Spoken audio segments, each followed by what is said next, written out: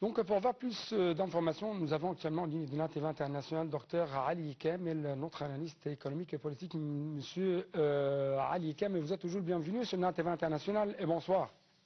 Et bonsoir, merci beaucoup de cette invitation. Merci beaucoup pour votre présence à travers la ligne de l'ATV International et permettez-moi de vous poser cette question concernant votre lecture vis-à-vis de ce nouveau changement au niveau de l'administration, au niveau des membres de l'administration des médias ici en Égypte. Donc, quelles sont les prévisions que vous trouvez à travers ce changement des membres de l'administration des médias égyptiens? Docteur Ali Kamel.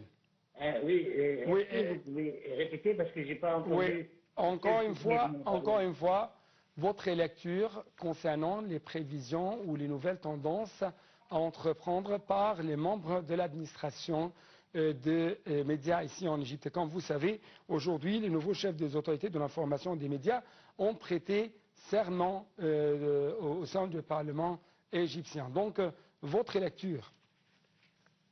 Oui, c'est-à-dire que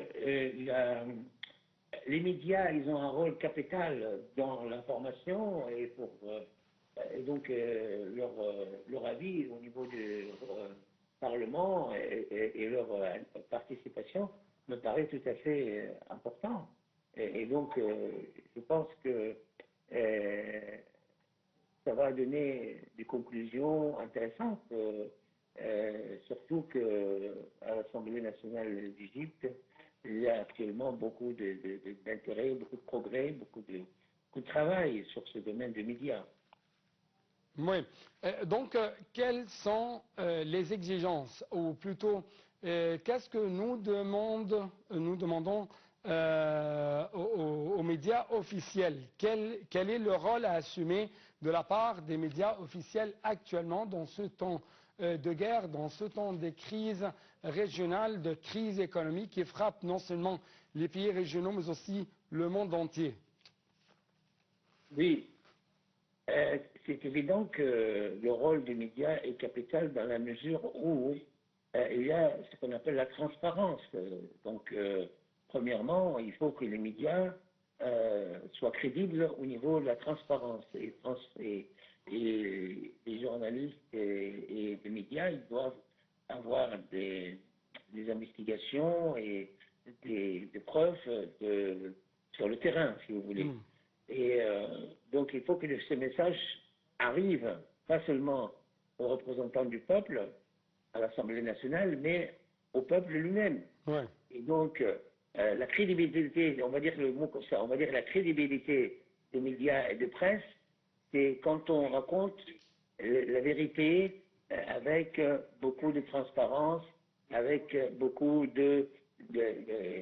d'importance pour que les gens croient en médias. Parce que si on ne croit pas aux médias, bien sûr, les gens ils vont pas suivre les politiques du gouvernement. Oui.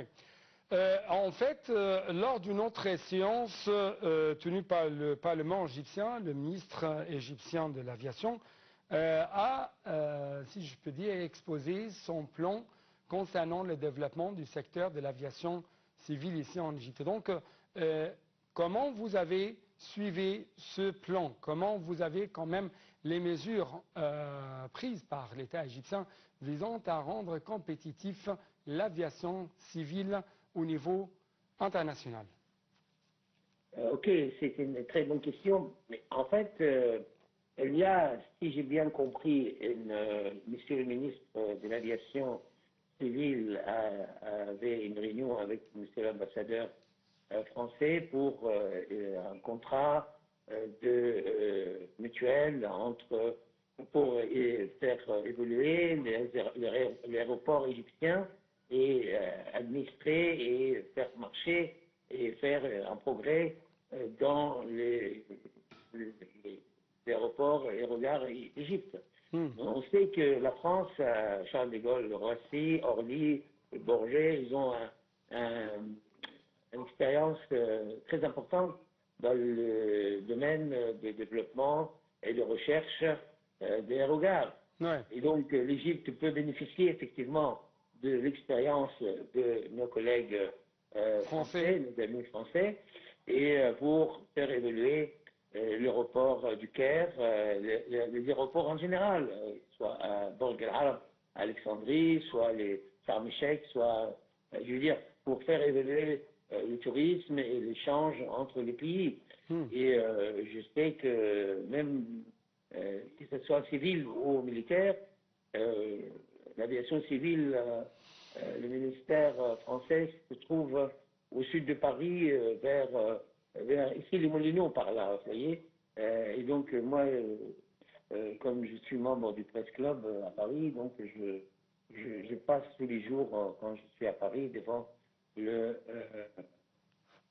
ministère de l'aviation civile. Donc je suis très sensible à la coopération entre les ministères de l'aviation en Égypte et en France. Et on sait très bien que Charles de Gaulle, l'aéroport de Roissy, c'est quand même une ville dans la ville, hein. C'est extraordinaire comme construction. Mais il y a, avec la technologie moderne, sans doute, de nouveautés, de création, de créativité qui va permettre à l'aéroport égyptien de devenir beaucoup plus performant comme Roissy, comme Charles de Gaulle. Oui. À quel point également vous trouvez que c'est un point à compter pour le gouvernement égyptien concernant que l'Égypte ou l'État égyptien est tout à fait ouvert pour avoir d'autres partenariats internationaux avec les autres pays du monde pour améliorer de plus en plus l'économie égyptienne. Comme vous savez, cette coopération s'inscrit dans le cadre des offres gouvernementaux que propose à l'étranger ou quand même que propose envers le secteur privé. Ah oui, effectivement, je sais qu'on invite les sociétés privées à participer dans le développement et la recherche pour l'aérogare en Égypte. Et l'importance de l'aéroport du Caire et même l'importance de la ville du Caire elle-même sur le plan international au centre du monde. L'Égypte, c'est au centre du monde. Donc c'est un projet extra. C'est très important comme thème, comme évolution, si vous voulez. C'est à partir du moment où on améliore l'aéroport du Caire et les aéroports, on collabore avec les Français, sans doute, ça va avoir un retentissement positif sur l'économie, sur le tourisme, sur l'échange commerciaux.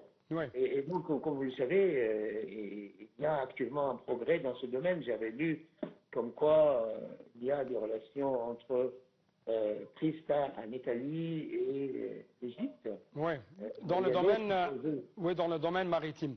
Je dois vous remercier infiniment pour de telles explications, pour cette intervention téléphonique concernant les grands débats, les grands événements qui ont pris place au sein de notre Parlement égyptien. Merci beaucoup. Merci, monsieur. En fait, chers téléspectateurs, on trouve que le Premier ministre Dr Mostafa Madbouli a tenu également aujourd'hui une réunion au siège du gouvernement dans la nouvelle capitale administrative pour examiner une proposition présentée par l'une des coalitions égypto-françaises pour établir une coopération